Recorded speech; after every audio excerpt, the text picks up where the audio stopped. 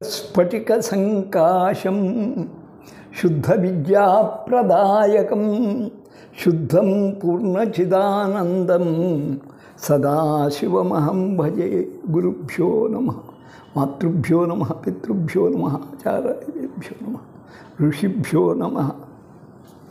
ప్రియమైన యూట్యూబ్ శ్రోతలారా, ఇప్పుడు మనం యజుర్వేదంలో ఉన్నాం. ఖడ్గరావణుడిని ఖడ్గం చేత ధరించిన రావణుడు. మనకు దశకంఠ రావణుడిని అందరు ఎరుగుదురు. శతకంఠ రావణుడు ఉన్నాడు. శతకంఠ రామాయణం ఉంది. ఆ టీవీలో గార్జనా కొడుకు సహస్రకంఠ రావణుడు చెప్తున్నాడు. ఆ కథే మారిపోయింది. ఏది ఎట్లయినా ఈ ఖడ్గరావణుడు వేరు, శివభక్తుడు. ఇతని గురించి చూస్తాం.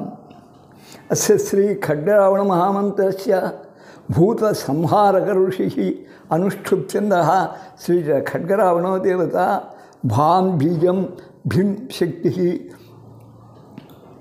బీజం భీం శక్తి, భూం కీలకం పిపే వినియోగః, భాం భీం భూం భైం భౌం భః.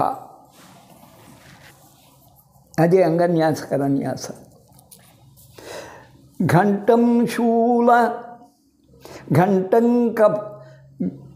ఘంటాకపాల శృణిముండ కృపాణకేట ఖట్వాంగశూల ఢమరూన భయం దధానాం రక్తాంగం ఇందుశకలాభరణం త్రినేత్రం పంచాననబ్జం అరుణంశుగమీశమిడే.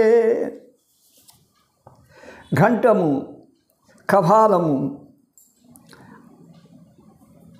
శృణి అంకుశం, ముండ తల, కృపాణం కత్తి, ఖేటం డాలు, ఖట్వాంగం పుచ్చెను కట్టెకు చెక్కిన ఆయుధం, శూలం ఢమరుం అభయం. ఈ ఆయుధమును హస్తమునందు ధరించి చంద్రరేఖను దాల్చి 3 నేత్రములు కలిగి పంచముఖుడైనటువంటి ఆ ఈశ్వరుణ్ణి, ఈ ఖడ్గరావణుడు కూడా ఈశ్వరుడే, ఈశ్వర భక్తుడని. దశకంఠుడుగా ఈశ్వర భక్తుడే. ఈశ్వర సమానులు అయిపోతారు ఖడ్గరావణుడు. ఓం నమః పశుపతయే, ఆయన్నే వర్ణిస్తున్నాడు పశుపతిగా. ఓం నమో భూతాధిపతయే, భూతాలకు పిశాచాలకు. ఓం నమో రుద్రాధిపతయే, లా లా లా లా ఖడ్గరావణ విహర. లా లా లా అంటే లీనం చేసుకునేవాడు. భూబీజం కూడా. విహర విహర, సర సర, నృత్య నృత్య, శ్మశాన భస్మార్చిత శరీరాయ. శ్మశానంలో ఉంటాడు, ఆ బూడిద పూసుకొని ఉంటాడు. ఘంటా కపాలమాలాధరాయ, వ్యాఘ్రచర్మ పరిధరాయ, పరిధానాయ, పులి చర్మం కట్టుకొని ఉంటాడు. శశాంకృత శేఖరాయ, కృష్ణ యజ్ఞోపవీతినే, నల్లని పామును దంజంగా ధరించి ఉంటాడు. చిల చిల బల బల అనివర్త కపాలినే, హన హన భూతాం త్రాసయ త్రాసయ, మండల మధ్య భట్ రుద్రాంశేన శమయ శమయ, ప్రవేశయ ప్రవేశయ, ఆవేశయ ఆవేశయ, చండాసి ధరాధి పతి రుద్రో జ్ఞాపయతి స్వాహ. ఇది కూడా శివభక్తుడు ఖడ్గరావణుడు ఒక అవతారం. రుద్రాంశంతో పుట్టినవాడు. మళ్ళీ భూతాధిపతి మరి అటువంటి వాటిని కొద్దిగా ఆయన కుమారుడు వీరభద్రుడు శివుని జటాజుటం నుండి పుట్టి దక్షాత్పురం ధ్వంసం చేసినవాడు. ఆయన మంత్రాలు చూస్తాను. అస్య శ్రీ వీరభద్ర మహామంత్రస్య అఘోర ఋషి అనుష్ఠుప్యంద వీరభద్రో దేవత హ్రాం బీజం హ్రీం శక్తి గురుం కీలకం చెప్పే వినియోగ హ్రాం అంగుష్టాభ్యా నమః అవి హ్రాం హ్రీం హ్రూం హ్రైం హ్రౌం హ్రహ అంగన్యాసకరన్యాసములు. వీరభద్రుని వర్ణిస్తున్నాడు చూడండి. గోక్షీరాభం, మరి ఈ వీరభద్రుడు తెల్లగా ఉన్నాడు, నేను ముద్రించిన వీరభద్రుడు నల్లగా ఉన్నాడు. గోక్షీరాభం దధానం, ధరించినవేమి డమరుకం అభయం ఖడ్గం ఖేటం డాలు కపాలం వజ్రం చ అభీతిదానే, అభీతి అంటే అభయవరహస్తాలు ఇవి ధరించాడు. త్రినయన, 3 కన్నులు కలిగి ఉన్నాడు. విలసద్వ్యాఘ్ర చర్మాంబరాఢ్యాం, పులి చర్మం కట్టుకున్నాడు. భేతాళారూఢం, భేతాళుడు ప్రత్యేకంగా కొలవదగిన శివభక్తి. ఆ భేతాళుణ్ణి అధిరోహించి ఉండేవాడు. ఉగ్రం, భయంకరుడు. కపిలసిత జటాబద్ధ శీతాంశుఖండం, కపిల ఎర్రనైనటువంటి జటాజూటమునందు తెల్లనైన చంద్రరేఖ కలవాడు. ధ్యాయేత్ భోగీంద్రభూషం, నాగాభరణుడు. ప్రమథ గణపతే, ప్రమథ గణపతే, భేతాళుడే వశమై ఉండగా భూత ప్రేత పిశాచాది గణాలు ఆయన వశం కావడం ఎంత. స్తంభనం వీరభద్రం, ఎంతటి వాడినైనా నిలబెట్టవచ్చు, అడుగు కదపకుండా. అచేతనుణ్ణి చేయవచ్చు, మాటలు పడిపోతాయన్ని. మంత్రం చూడండి వీరభద్రుంది. ఓం శ్రీం హ్రీం క్రీం హ్రీం శ్రీం, శ్రీం హ్రీం క్రీం హ్రీం శ్రీం. చూడండి, క్రీం మధ్య ఉంది. శ్రీం హ్రీం క్రీం హ్రీం శ్రీం ఓం. వీరభద్ర సర్వశాంతిం కురు కురు, ఆదేశంలో దక్షాధ్వర ధ్వంసం చేశాడు. శాంతి ఏర్పరచబయ్యా. హుం భట్టు స్వాహ అని ఆయన మంత్రం. ఇక శాస్త్ర మణికంఠుడు అయ్యప్ప. ఈయన జన్మను గురించి చెప్పాను.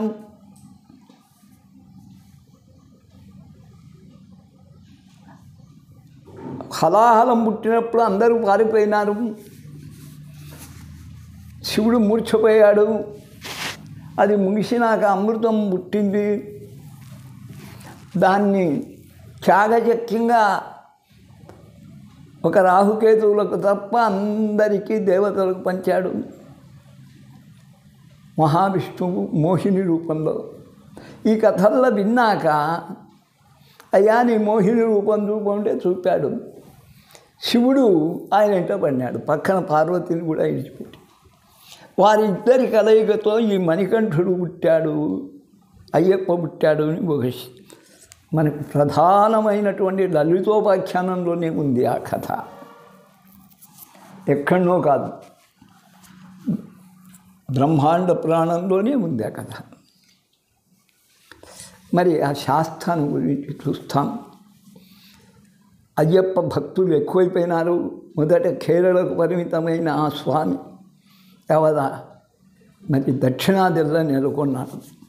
అస్య శ్రీ శాస్త్ర మహామంత్రస్య బ్రహ్మ ఋషి గాయత్రి ఛంద శ్రీ హరిహరపుత్రో వా, క్లియర్గా దేవత. ఆం బీజం హ్రీం శక్తి క్రోం కీలకం ఆం ప్రాణప్రతిష్ఠా మంత్రం చెప్పే వినియోగ. ఈయనకు కూడా పైన చెప్పినట్టు హ్రాం ఈ ఉగ్రదేవతల కల్లా శక్తి బీజం. హ్రాం హ్రీం హ్రూం హ్రైం హ్రవం హ్రహ. హరిహర శరీర జన్మ మరకతమణి భంగమే దురశ్యామ. హరిహరుల యొక్క శరీరము వలన జన్మ ఎత్తినవాడు, మరకతమణిని గేలి చేయగలిగినటువంటి నల్లని శరీరము గలవాడు. కలయతు మదం నా శాస్త్ర కలయతు గురుచిత్త మోహిని ముక్తి. మళ్ళీ మోహనాకారుడైనటువంటి మహావిష్ణువు జన్మించాడు కాబట్టి గురువుల యొక్క మనస్సులను కూడా మోహింపజేయగలవాడు కాబట్టి ఆయనకు నమస్కారం చేస్తాం. ఆయన ఒక గురువే. ఆం హ్రీం క్రోం హ్రీం ఆం హ్రీం క్రోం హ్రీం. హరిహరపుత్ర అర్థలోభాయ పుత్రలాభాయ శత్రునాశనాయ మదంగ తురంగ వాహనాయ. ఏనుకపై ఎక్కుతాడు, గుర్రంపై ఎక్కుతాడు, పులిపై కూడా ఎక్కినట్టు మనకు అయ్యప్ప కనపడుతున్నాడు. మహాశాస్త్రాయ ఆకర్షయ ఆకర్షయ మమ సన్నిధిం ఆకర్షయ ఆకర్షయ. ఔషణ్ నమః. ఇది ఆయనది. ఇక భేతాళుడికి వస్తాం. ఈయన పిశాచ గణపతి. ఈయనను వశపరుచుకున్నాకనే విక్రమార్క మహారాజు 2000 ఏళ్ళు రాజ్య పరిపాలన చేయగలిగాడు. ఖాళీ అనుగ్రహము ఒకటి, భేతాళుని లోపరుచుకోవడం ఆయనకు అనంత శక్తి. అస్య శ్రీ భేతాళ రుద్ర మహామంత్రస్య. ఆయన కూడా రుద్రుడే. సకల ఋషి దైవీ గాయత్రి ఛంద భేతాళ రుద్రో దేవత. ఓం బీజం తురు. తురు శక్తి. తురు అంటే త్వరగా పోడు అని అర్థం. శక్తి స్వాహ కీలకం. ఓం తురు శక్తి. ఓం తురు భేతాళాయ స్వాహ. స్వాహ భేతాళాయ తురు. తురు అంగన్యాస కరన్యాసానికి 6 మంత్రాలు వినియోగించుకోండి. ఆయన ఎట్లుంటాడు? మధ్యాహ్నార్క సమప్రభం. మధ్యాహ్న కాలంలో సూర్యుడు ఎలా వెలిగిపోతుంటాడో అంత కాంతివంతుడు భేతాళుడు. శశిధరం. ఆయనకు చంద్రరేఖ. బింబోధరాష్ట్రోజ్వలం. దొండపండు వంటి పెదవి. త్రక్షం 3 కన్నులు. ప్రసన్పన్నగభూషణం నాగాభరణుడు. శశిశిఖాం భాస్పత్ స్ఫురత్ మూర్ధజం. మరి జటాజూడము పైన ప్రకాశించుతున్న చంద్రుని చేత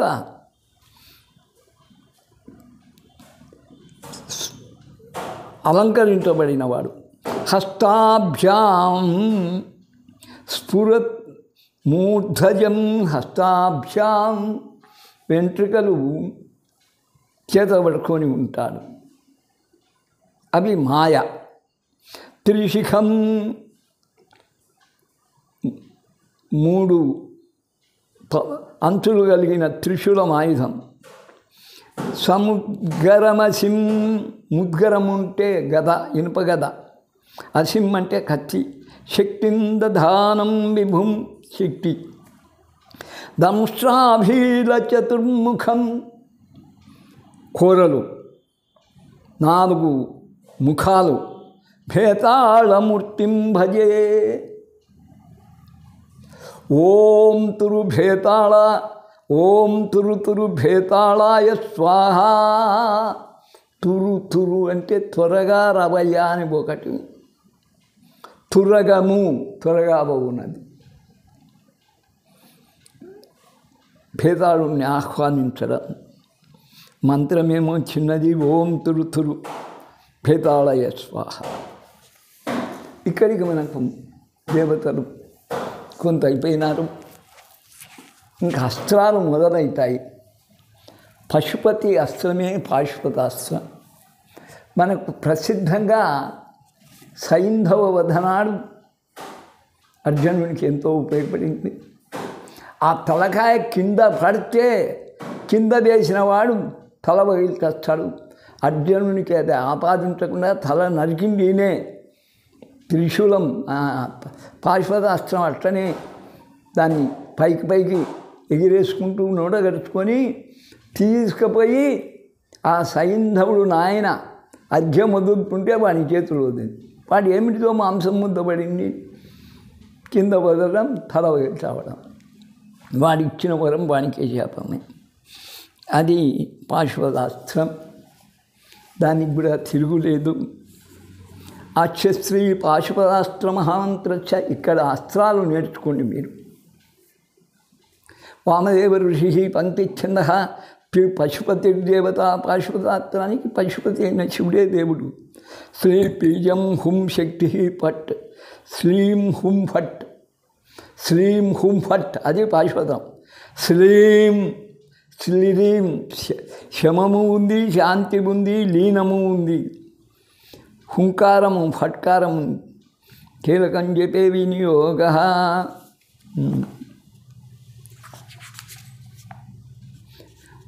మధ్యాహ్నార్క సమప్రభం పోయి చెప్పాం కదా, అలాగనే పాశుపతాస్త్రం ఉంటుంది. ఓం శ్రీం పశుం, ఓం శ్రీం పశు హుం ఫట్, ఓం శ్రీం పశు హుం ఫట్. ఉపసంహారం ఫట్ హుం పశు శ్రీం ఓం ఉపసంహారం.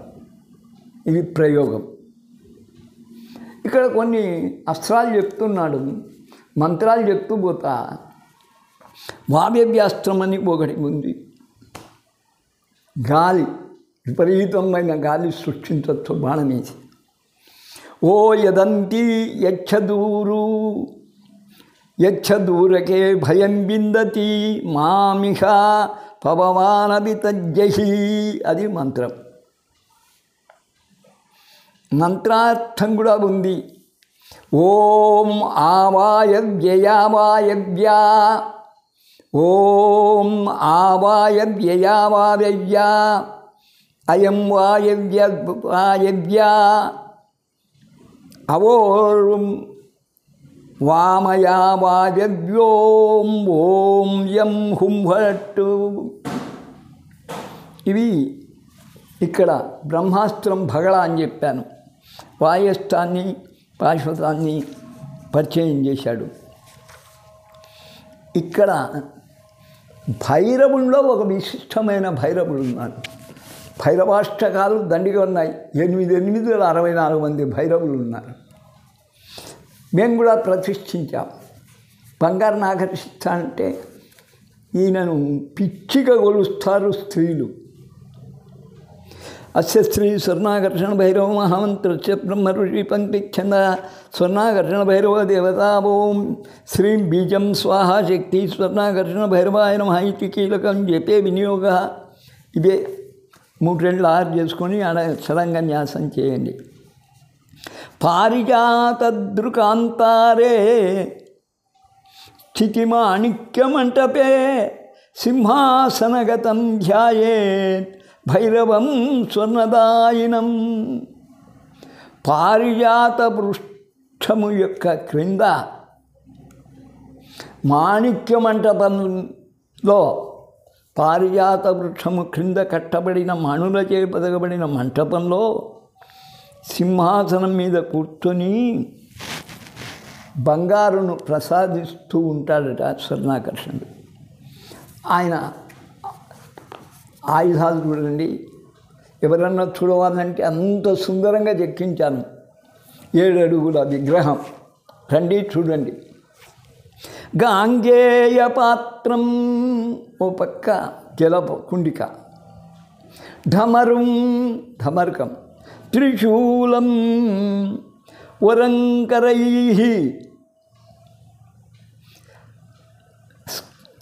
స్పందధతం త్రినేత్రం సందధతం త్రినేత్రం. గాంగేయ పాత్రం అంటే మరకత పాత్ర అని కూడా చెప్పుకోవచ్చు. ఢమరు త్రిశూలము ధరించి గాంగేయం పాత్రలో మరి మాణిక్యాలు స్వర్ణం కదా ఆయన ధరించి ఉంటాడు. ఆయన మంత్రం చూడండి, బంగారు కావాలన్న వాళ్లకు స్త్రీలకు మరి కాంక్ష. ఈ మంత్రం చేసుకోండి. ఓం ఐం హ్రాం క్లీం క్లూం హ్రాం హ్రీం హ్రూం.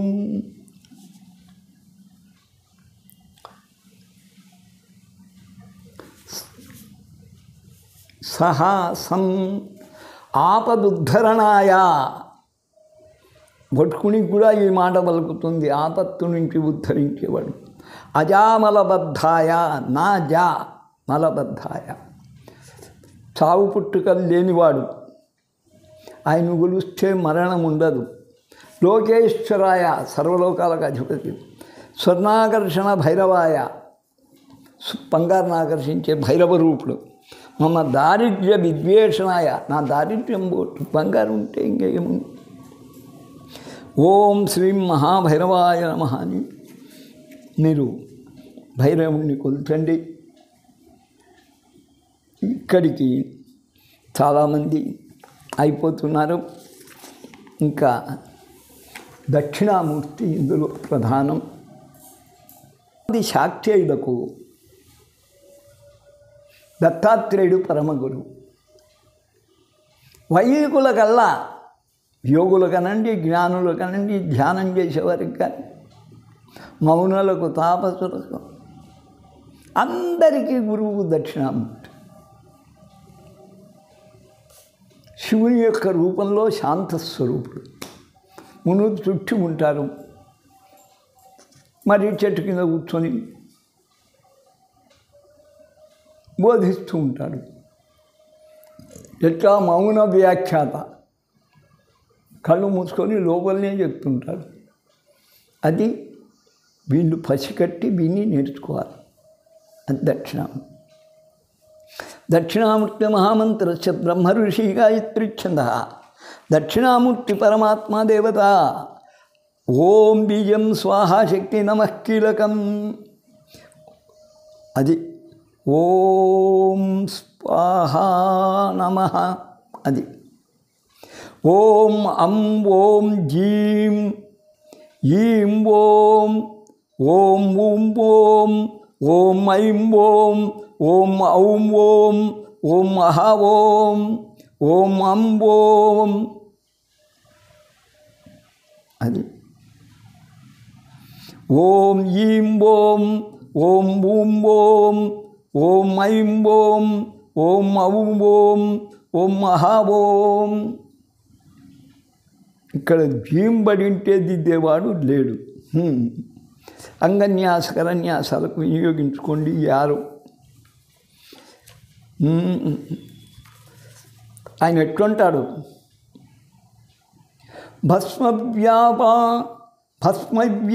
పాండురాంగ. బూడిద పూసుకున్న తెల్లని శరీరం. ఆ తెల్ల శరీరానికి మళ్ళీ బూడిద. శశికళధరో చంద్రధారుడు. జ్ఞానముద్ర అక్షమాల. జ్ఞానముద్ర అక్షమాల రెండు దీనికే తగిలిచ్చి కూడా ఉన్నారు ఈ సందులో. అక్షమాలా వీణా పుస్తై. వీణమో పక్క, పుస్తకమో పక్క. విరాజత్ కరతల కమలో యోగ పట్టాభిరామ. ఇట్లా కూర్చోవడం యోగం. అయ్యప్ప అలా కూర్చొని ఉంటాడు. వ్యాఖ్యాపీఠే నిషణ్ణో మునివర నికరై. మరి ఆయన ఏదో ఉపన్యసిస్తాడు, జ్ఞానబోధ చేస్తాడని మునివరులల్లా చుట్టి ఉంటారు. నిషణ్ణ అంటే ఆటవికులు కూడా ఉంటారు. నికరై సేవిత సుప్రసన్న, ఆయన వ్యాఖ్యానం వినవాలి అని మునివరులు నిషణులు వీళ్ళంతా సేవించేదానికి వినేదానికి సంసిద్ధంగా ఉంటాడు. సవ్యాళ కృత్తివాస, ఆయన నాగాభరణుడు చర్మధారి, జింక చర్మం ఇక్కడ కృత్తివాస అంటే. సతతం అవతునో దక్షిణామూర్తీశ, ఎల్లప్పుడు నన్ను రక్షించు. ఓం నమో భగవతే దక్షిణామూర్తయే మహ్యం మేధాం ప్రజ్ఞాం ప్రయచ్చ స్వాహ. ఆయన గురించి మహ్యం మహిమ, మేధాం బుద్ధి, ప్రజ్ఞాం ప్రతిభ, ప్రజ్ఞా పాఠవాలు అంటుంటాం. అప్పటికప్పుడు స్ఫురించే అపాయం నుంచి ఉపాయం కాపాడే ఉపాయం కలవాడే ప్రజ్ఞాశాలి. ఈ రెండు మహ్యము మేధ ప్రజ్ఞ, ఈ మూడు ప్రయచ్చ స్వాహ, అయ్యా నాకు ప్రసాదించమని అర్థం. మళ్ళీ సాంబమూర్తుల్లో ఎందరో ఉన్నారు. హంస దక్షిణామూర్తిని ఉచ్ఛ్వాస నిశ్వాసాల ద్వారానే యోగ మార్గం చెప్పేవాడు. ఆయన మంత్రం చూడండి. ఓం నమో భగవతే దక్షిణామూర్తయే హంస సోహం, హంస సోహం, హంస సోహం మహ్యం మేధాం ప్రజ్ఞాం ప్రయచ్చ స్వాహ అది మంత్రం. మరి హంస సోహం. ఇంకా సాంబ దక్షిణామూర్తి, సా అంబ అంటే అమ్మతో కూడిన దక్షిణామూర్తి. ఆయన ఏమి? ఓం ఐం నమః క్లీం శివాయ సౌహు, ఐం క్లీం సౌ. ఓం ఐం నమః క్లీం శివాయ సౌహు. ఇది అమ్మతో కూడినది. ఐంకారం అమ్మదే, క్లీంకారం అమ్మదే, సౌకారము అమ్మదే, ప్రణవాలు. ఇవి నవాక్షర దక్షిణామూర్తి అని ఉన్నాడు. 9 అక్షరాల మంత్రం దక్షిణామూర్తి. ఆ ఓం శ్రీం నమ శివాయ, ఓం శ్రీం, ఓం శ్రీం నమ శివాయ, ఓం శ్రీం నమ శివాయ పంచాక్షరి, ఓం శ్రీం ఓం శ్రీం నవాక్షరి. విద్యా దక్షిణామూర్తిని ఉన్నాడు. ఆయన మంత్రం గొప్పగా పెద్దగా ఉంటుంది. చూడండి. ఓం ఐం హ్రీం సౌహు, ఓం నమో భగవతే మేధా దక్షిణామూర్తయే విద్యా మేధా పెంచినాడు. ప్రజ్ఞానదాయినే పుస్తక రుద్రాక్షమాలధారిణి, రుద్రాక్షమాల సకల సామ్రాజ్య ప్రదాయినే. ఆయన అనుకుంటే రాజ్యం కూడా ప్రసాదించగలడు. పరమ సదాశివ గురుమూర్తయే, సదాశివుడే ఎల్లప్పుడూ ఉండే ఆయనే పరమ గురువు. మమ చతుష్షష్టి కళా విద్యాం ప్రదాపయ, 64 కళా విద్యలు నాకు ప్రసాదించు ప్రదాపయ.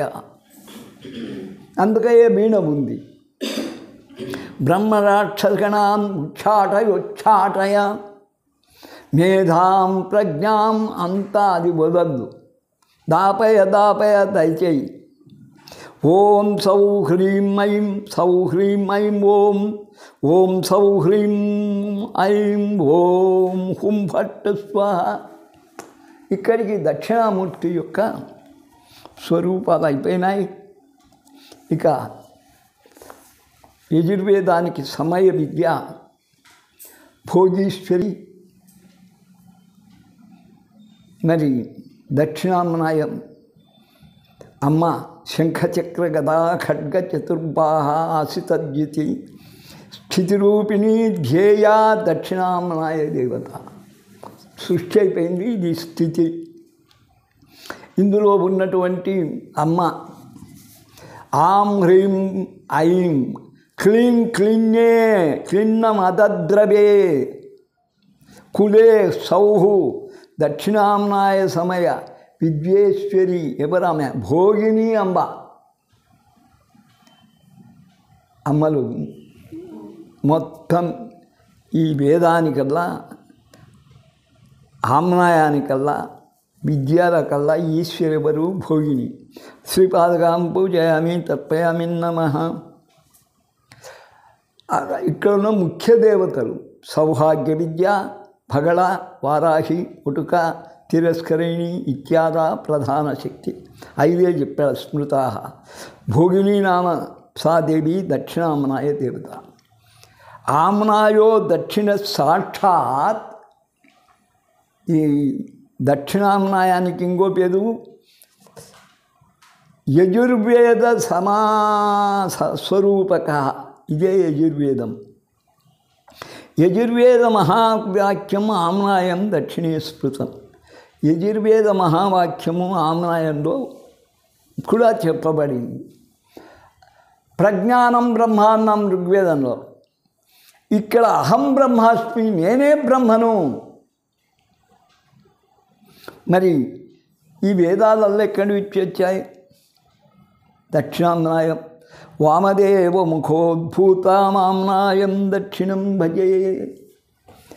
ఆమ్నాయాల్లో వామదేవ అనే మంత్రాలు ఉన్నాయి. వామదేవ ముఖం నుంచి ఇవి ఉద్భవించినాయి.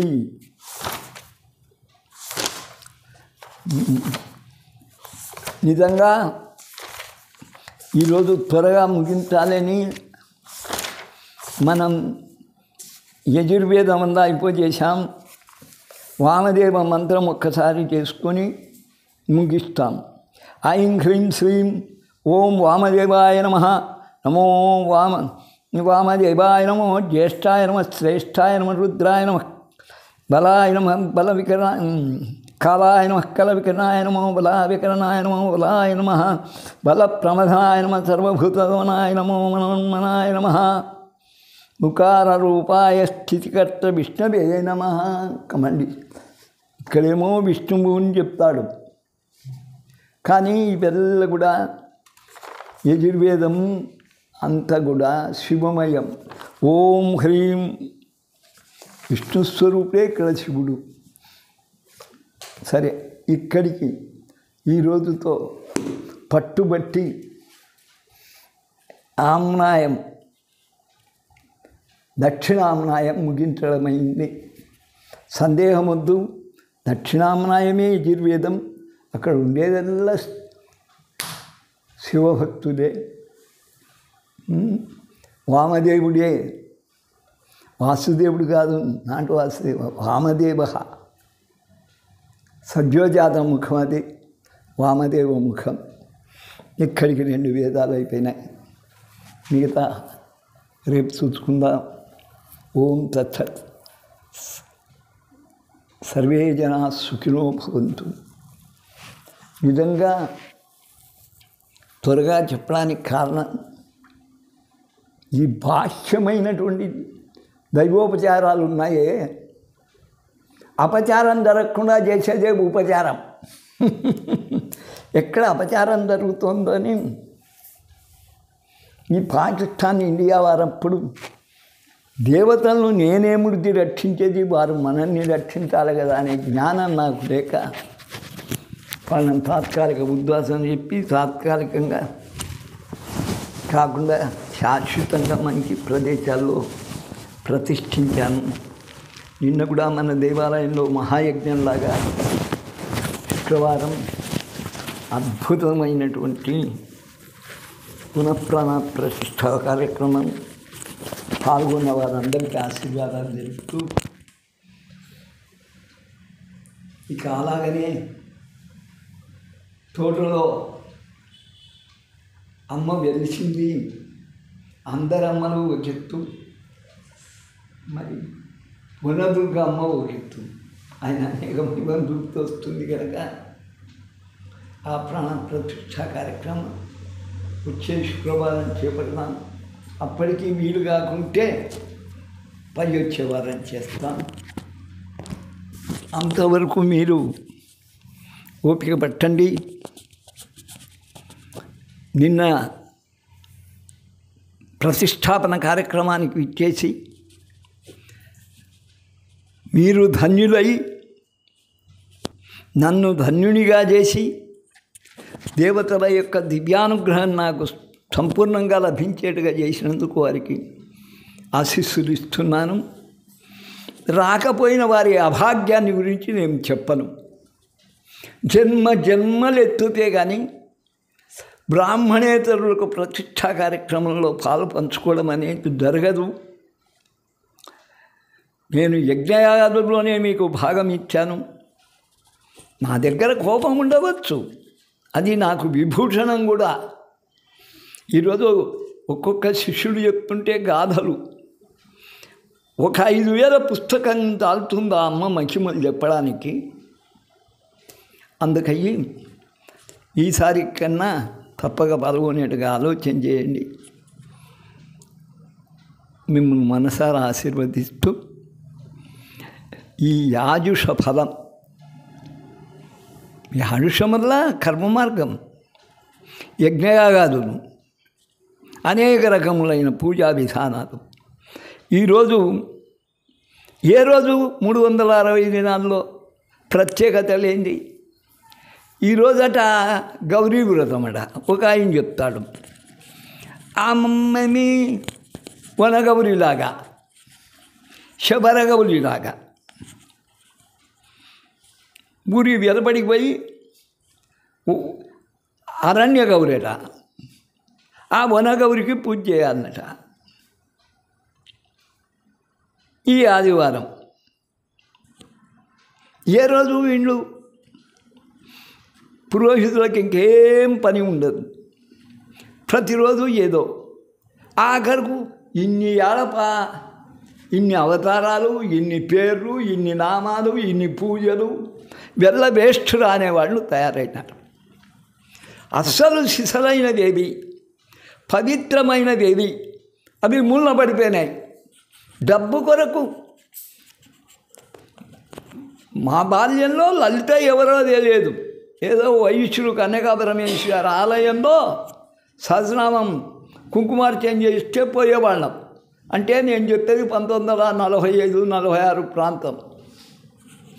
ఇప్పుడు లలితని తెలియని వాళ్ళు అంటూ ఆంధ్రదేశం కాదు, యావత్ భారతదేశంలో లేరు. మరి అట్లా ప్రత్యేకత ఉంటే చాటాలి. దుర్గ ఎవరో తెలుసు, రాజరాజేశ్వరి ఎవరో తెలుసు, మంగళగౌరి ఎవరో తెలుసు, స్వర్ణగౌరి ఎవరో తెలుసు. మరి గౌరీ అవతారాలు ఎన్ని? గౌరీ శతనామాలు నాకు తెలిసినందు 30 ఉన్నాయి. ఏది అసలైన గౌరీ శతనామం? అష్టోత్తర శతనామం. ఇట్లా బుద్ధి పుట్టినట్టు 7 అరణ్యానికి పోయి ఊరి వెళ్ళపట. ఎందుకంటే కిడ్నాప్ చేసుకొని తీసుకొద్దాం కొనిపోవచ్చు, లేక అత్యాచారం చేసి ఆడ వారేసి చంపి పారేసిపోవచ్చు. ఇంట్లో కూర్చొని చేసేదానికి తిరుగట్లేదు, అరణ్యాలకు పోయి చేయాలన్నట. ఒక మహాత్ముడు చెప్తాడు. ఇట్లాంటి వాళ్ళకల్లా నేను సమాధానం చెప్పాను, ఆమె సమాధానం. డబ్బు కొరకు అమ్మడిపోకండి. విద్యలు డబ్బుకు అమ్మడిపోయినాయో సర్వనాశనం. నాడు మహారాజులు పోషించారు ఋషి కుటీరాలను. ఋషులు కూర్చొని హాయిగా ఋషిపత్నులు వంటలు చేసి పెడుతుంటే ఇన్ని కట్టెలు తేవడం, గురువుగారికి ఇంత దర్భ తేవడం, ఇంత పూలు పండ్లు తేవడం, చేసి కందమూలాదులు తేవడం, ఉడికేసి అమ్మ పాపం 100 మందికి వండి పెట్టేది ఆ మహాతల్లి. ఆ సోమిదం మనం మెచ్చుకోవాలా?